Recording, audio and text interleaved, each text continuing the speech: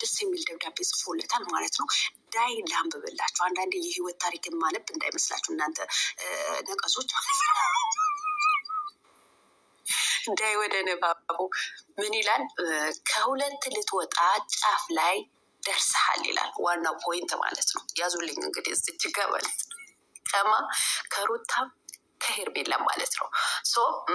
ይድረስ ለአብርሃም ይህንን ደብዳቤ የምጽፍልህ ከሁሉም ከሄርሜላም ከሩታም ሳትሆን ስትቀር እየታየኝ ስለሆነ ሩታ ላለፈው ጥፋቷ ደጋግማ ይቅርታ ጠይቀሃለች። ትዳራችሁን እንዲቀጥልም እግር ስር ወድቃ ለምንሃለች። ያንን ያደረገችበት ምክንያት ላንተና ለትዳራችሁ ካላት ክብርና ፍቅር የተነሳ ይመስለኛል።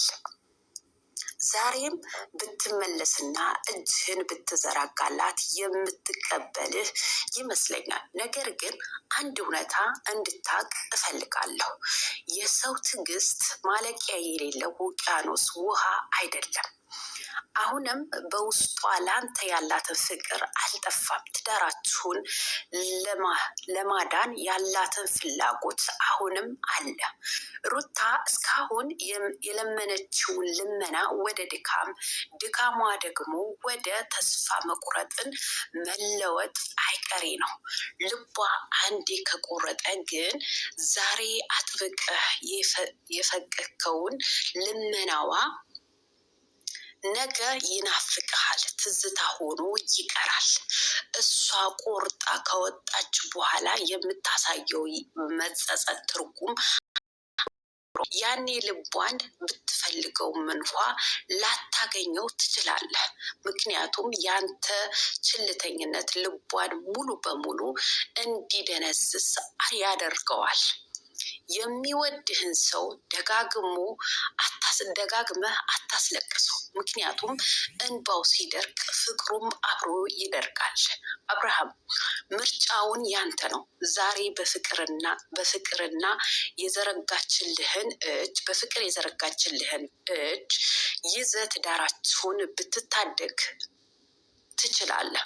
ካልሆነ ግን ነገ ልቧን ከቆለፈችው በኋላ በሩን ብታንኳኳ የሚከፍትልህ ሰው እንደማታገኝ እየታየኝ ነው። ያኔ እሷ የሰላም እንቅልፍ ስትተኛ፣ አንተ ግን ለምን ያኔ አልሰማኋትም በሚል ጸጸት ውስጥ ትኖራለህ። መጨረሻ ላይ ሩታ ስትተው ሄርሜላም ላንተ ያላትን ፍላጎት እየደበዘዘ ይመጣል። ትተውሃለች። አስተውል። ሩታ በአንተ ተስፋ ቆርጣ ልቧን የከረቸመችበት ሰዓት ሄርሜላ ላንተ ያላትን ፍላጎት እየደበዘዘባትና እየናፈቀች ትመጣለች። የዛኔ ከሁለት ትወጣለህ ብሏል ማለት ነው ወንድማችን። የእውነት የሚጽፋቸው ጽሁፎች እጅግ በጣም ደስ የሚሉ ጽሁፎች ናቸው ማለት ነው። በትክክል አብርሃም በዚህን ሰዓት ከሁለቱም የወጣ ነው እየሆነ ያለው ማለት ነው። ዛሬ ላይ ውሽሚት የምታሳያቸው ይሄ ትዕይንት በሉት ወይም ድራማ በሉት ወይም ደግሞ ይሄ የሌለ ካራክተር የምታሳየውን የእውነት አብርሃምን ወደው አፍቅራው አይደለም። ይሄ እንትን አለ አይደለም፣ ምንድን ነው የሚባለው? ቅናት አለ አይደለ? የቅናት መውደድ ነው። ገባችሁ? ይሄ ከልብ የመነጨው ፍቅር፣ ከልብ የመነጨው ውዴታ አይደለም። ሩታ በህይወቱ እንዲያስወጣ የምታደርገው ድራማ ካራክተር እንጂ እውነተኛ ፍቅር አይደለም። ነጌ ልክ ወንድማችን እንዳለው ሩታ እርግፍ አድርጋ አንተን የሚባል ነገር አላይም ብላ ብትተው እርግጠኛ ሆኜ የምነግራችሁ ነገር ቢኖር ሄርሜላ ትታው ትሄዳለች። ለአብርሃም ያላትን ፍቅር እየቀነሰ ይሄዳል። ዛሬ ላይ የቅናት ፍቅር እንጂ ከልብ የመነጨ ፍቅር አይደለም ለአብርሃም ያላትን ማለት ነው። ይሄ የማስመሰል ነገር አለ አይደለም? ይሄ ለይንታ በቃ ይሄ ሰው በቃ እሷ ማለት እንዲባልላት የምትፈልግ ልጅ እንጂ ሄርሜላ እንግዲህ ከሩታዬ ጋር ፉክክር ይዛ ነው እንጂ ለአብርሃም ፍቅር ኖሮት አይደለም ማለት ነው። ከአብርሃም ፍቅር እንደሌላት ሁላችንም እናውቃለን። እሷ ከሩታ ጋራ ፉክክር ይዛ ውድድር ይዛ ነው እንጂ እኔ አሸንፋለሁ በማለት እንግዲህ እዚህ ውስጥ የገባችው እንጂ ለአብርሃም ፍቅር ኖሯት አይደለም በትክክልም ማለት ነው። እንግዲህ ወንድማችንም እንዳለው ከሁለት ሀጣ ሆነ መቅረትክ የማይቀር ነው።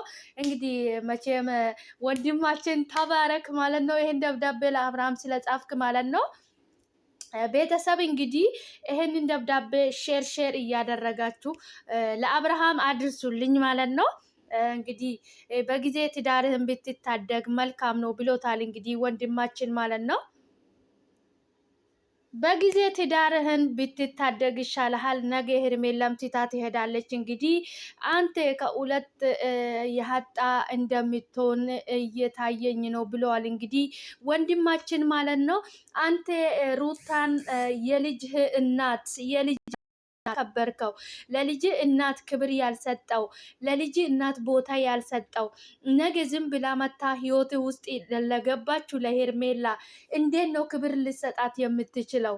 እንግዲህ ወንድማችን እንግዲህ እናመሰግናለን እንደዚህ አይነት ደብዳቤ በመጻፍክ ማለት ነው። እውነት ለመናገር በጣም ትልቅ ሰውነ ክበርልን ማለት ነው። እንግዲህ አብርሃም ይህን ደብዳቤ ትሰማለህ ታነባለህ ብዬ ተስፋ አደርጋለሁ። ምናልባት እንግዲህ ይሄንን ሁሉ ደብዳቤ ለማንበብ ጊዜ እውቀት ካለክ ማለት ነው ከይቅርታ ጋር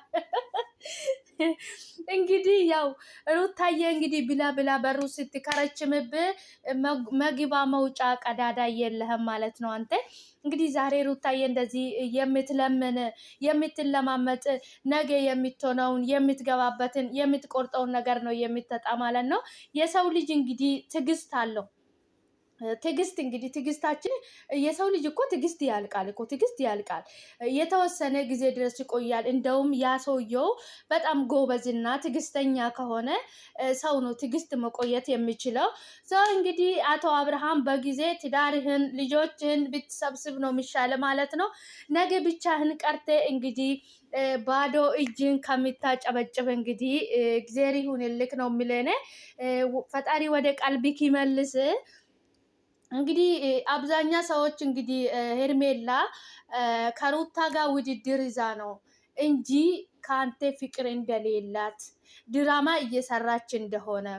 ምክንያቱም አንድ ሴት ልጅ የልጁን እናት ሚስቱን የገዛ የሚስቱን ሰማና ያገባት ሚስት ያለከበረ የልጁን እናት ያለከበረ ለልጁ እናት ቦታ ያልሰጠ የእርግዝና ጊዜ እንክብካቤ ያልሰጠ እሱ ሌላ ቦታ ሌላ ሴት ይዞ የሚዞረው ወንድ የትኛው ሴት ናት? ቆይ እስኪ እንዳንተ አይነት ወንድ ልትወደው ልታፈቀረው ለትዳር የምትመኘው? ነገ እኮ ይሄን አክሽን ለሩታዬ ያሳየህትን ነገር ማለት ነው ነገ ለሄርሜላም ታሳያታለህ ማለት ነው። ስለዚህ እኔ እኔ እንጃ፣ ምናልባት አይኖ የተጨፈነ አይምሮ የማይሰራ ሴት መሆን አለበት አንተ ለትዳር የምትመኝት ማለት ነው። ገባህ አይደለ አብርሃም? ሩታዬ እርጉዝ ሆና እንግዲህ ከልጅ ጋር ከጽንቷ ጋር መከራውን ስትበላ ብቻውን ስትጋፈጥ ያኔ አንተ ማለት ነው አንተ እንግዲህ ሌላ ሴት ይዘ በየሆቴሉ እየዞርክ ነበረ ማለት ነው።